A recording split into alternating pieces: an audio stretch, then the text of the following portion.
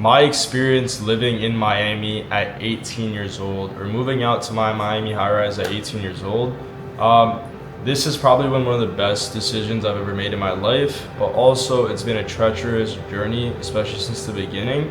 I did move around, or did move to Miami when I was 18, around December. It was early December. I decided to move into my high-rise with my boy, who was my boy. He pretty much just we moved out together. We got the high rise. We got a nice little 2-bedroom, 2-bathroom apartment. And the apartment was beautiful, bro. Like the whole scenery, everything there was nice. We got it furnished. Like the first week that we were there, we pretty much were just living together. And moving out honestly changed my perspective of everything. And the reason is because when I was back in my parents' crib, my living situation wasn't good, right? Living with my parents, living with my sisters, my older brother, my brothers, whatever the case might be, it was just a lot. And I don't come from money, so obviously the area that I was in wasn't the best, and it was kind of depressing in a sense, right? It didn't give me the motivation to, in a sense, make more money or do things with my life. But what did was experiencing shit, traveling, at a young age. When I was 16, 17, I was traveling, I was seeing people make money, seeing all the different kinds of things, and that really motivated me to push myself, even though my current living scenario wasn't really that motivating. And honestly, it kind of left me a little bit comfortable, right? So during that time, I was like, okay, well, I'm trading right now. I used to work at Best Buy 8 months ago. Well, actually, yeah, low-key, almost a year ago, right? I used to work at Best Buy a year ago. I decided Geek Squad is my dream job in a sense, and I secured that job. And I really was in love with computers. I was in love with tech. I was super knowledgeable about it, and I had my certificates. I did everything I needed to do. I secured the job, and I was making about $18.25 an hour, right? And at that time, at 18 years old, it's like, all right, it's not a lot of money, but it's still money in a sense, and it's like, what, $2K a month if I'm working consistently. And that in itself was like, okay, I'm trading right now. I'm not making the most amount of money, but I'm trading, and I'm still making a couple extra cash, and I'm also working to fund my trading, right? So during that time, I had a little, time period where I was just going to work, trading on my phone, trading at work, trading Asia session at work, and just really going through a time where it's just like, I'm working for $18.25 an hour, and I'm trading, and I'm making more money than I'm working at a job, right? Spending all my time on this job making nothing that doesn't really provide me any value, but just helping someone else's business, right? So I was like, all right, fuck it, I need to take this trading shit to the next level. I need to lock the fuck in. And during that period of time, that's what I did, right? So during that time, I was pretty much banging out Asia session during my work in the back, because I used to work at the tech as a tech, so I was just fixing computers and stuff. And during my free time, I was just going on the charts and just trading, right? And it's crazy how I used to manifest my life living in a high rise. I used to dream about it. I used to always talk about it. I used to always talk about all this shit, how I wanted to move to Miami, how I wanted to just run up a bag and just keep trading, keep doing my thing, start my social media, and just have people see my journey in a sense. And that was the vision. I was manifesting it so many times. I have so many videos of me just literally recording myself at work, recording myself in my crib, recording myself do this.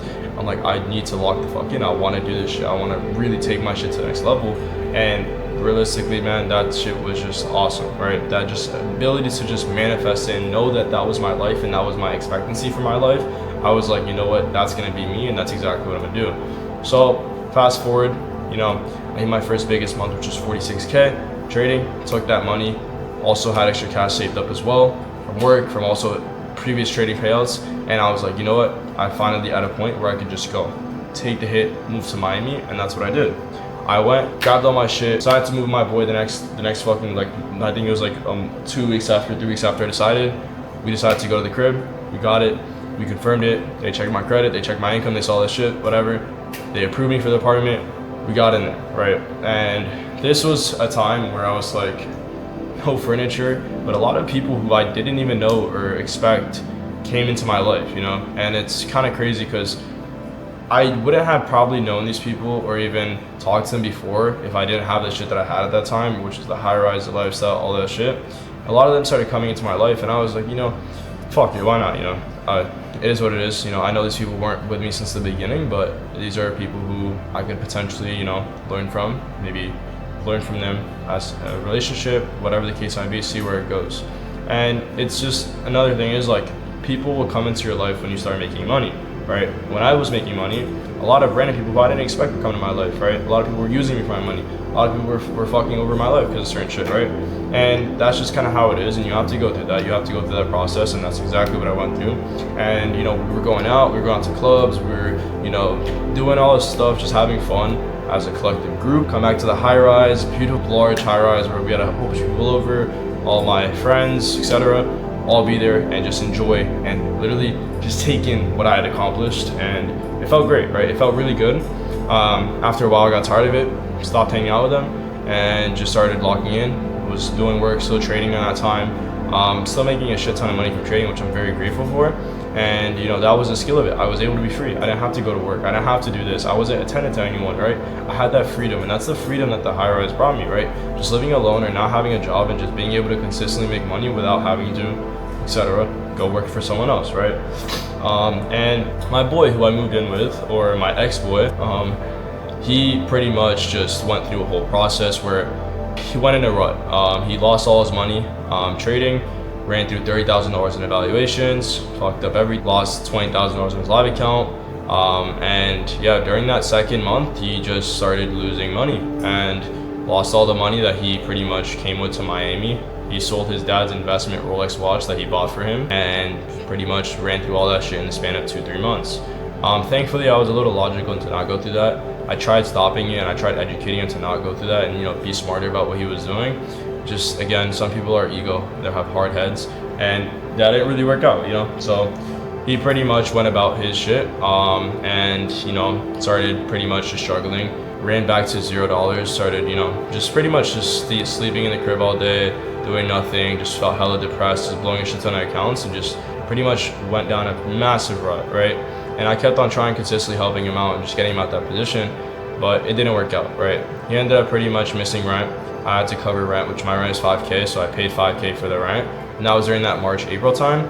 So paid that first rent, you know, all this shit, whatever the case might be. Did that, paid the rent for him. And then I told him, I was like, girl, listen, like, can't do this. I'm not expecting to pay $5K a month. You know, I'm not planning for that, but I need you to lock in. I need you to carry your weight. And he didn't do that. He kind of, you know, just tried for a couple days, gave back into the same habits, tried for a couple days, gave back into the same habits. And it was just a whole process of, why the fuck are you not doing what you need to do, right? And the reason was because he has, or comes from money, right? So he has the ability to go back to his parents' crib, right? He has the ability to, you know, lay back, right? You know, go back to his parents' crib, not have to pay rent, and maybe rebuild his life, right? You know, and that is the level of comfort in their head, right? In whatever scenario. In my scenario, I don't have that ability. I cannot go back to my parents' crib. I cannot go back and live with my parents. The only plan I have is to continue living in Miami, run up so much fucking money, live my life, right? Be smarter, build myself for the long term, not the short term, build myself for the long term and grow myself as an individual, network with people, grow myself as a character, and all the above, right? And, you know, whatever the case might be, he had that mindset that, okay, I have a plan B. I can always go back to my parents' house. I'm not built for this shit. I can't literally have my back against the wall and figure something out. No, it wasn't the case. And, you know, second month, he missed rent again, so I had to pay for the rent, because if I didn't pay, he would have gone fucking evicted. I would have gone evicted, and it just wouldn't make sense, right? So I really had no choice but to pay. That's why I was like, listen, man, just pay me back when you can. Never pay me back, right? And that's just number one thing, right? People will use you for money, and when money comes or they're in a tight position, they will literally, who you thought was your friend, will ditch you. They will say fuck all, right? Because they're so short-term minded on the fact that, okay, well, I owe this kid $5K, you know, I'm not gonna pay him back because I don't have the money right now, and I'm gonna ruin our relationship because of the fact that I don't have the money, right? And I've seen a lot of relationships go down for money and because of money, and it's not something I like. I see a lot of people just lose friendships, lose all these relationships because of money, and it's fucked up. Most divorce rates are because of money, right? Most people will get divorced because their partner doesn't have the money or the lifestyle that they want, and they'll go leave them for someone else, and that's kind of how it is, right?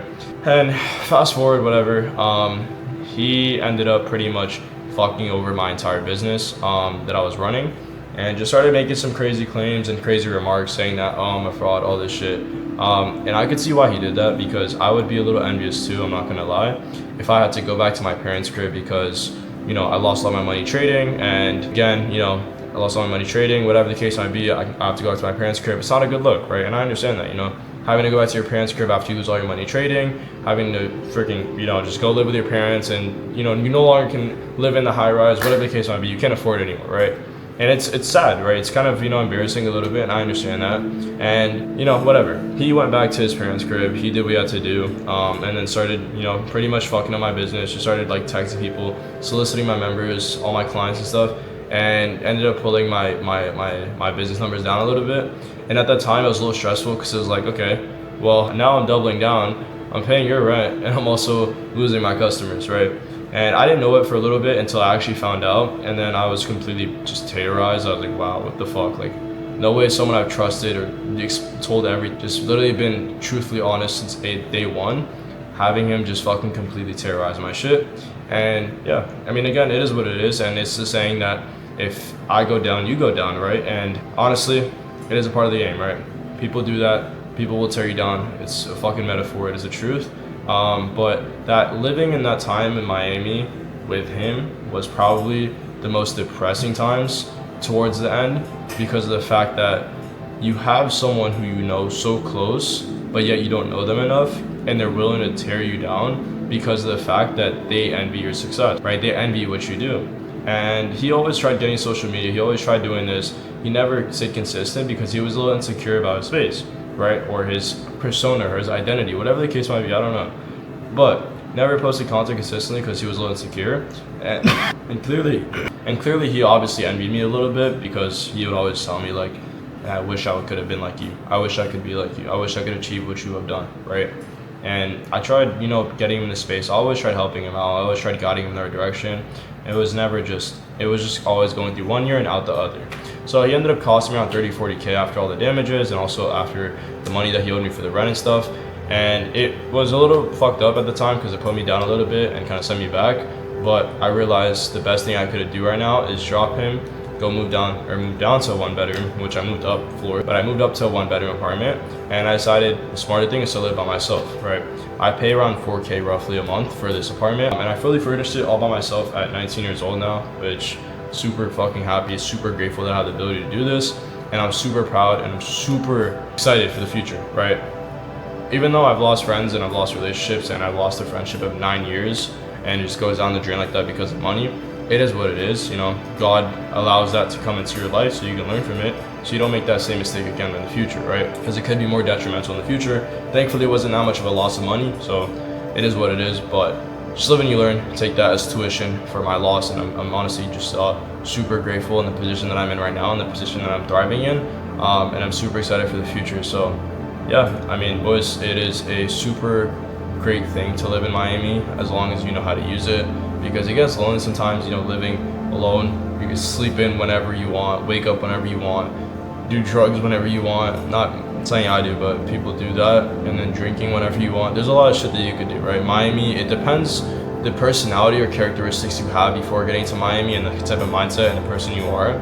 If you're a person that stays consistent and locked in outside of whatever situation you're in, and stays consistent and persistent, doesn't do the bad habits, you know, wakes up consistently, just aiming towards their goals and thriving towards what they need to do, you'll be fine. Because you'll wake up in Miami, you'll wake up, do what you need to do, go downstairs, network with people, lock in, do work all day, go to the gym, keep yourself active, and keep yourself always moving, and just pushing yourself closer towards your goals, and obviously you'll see the results, right?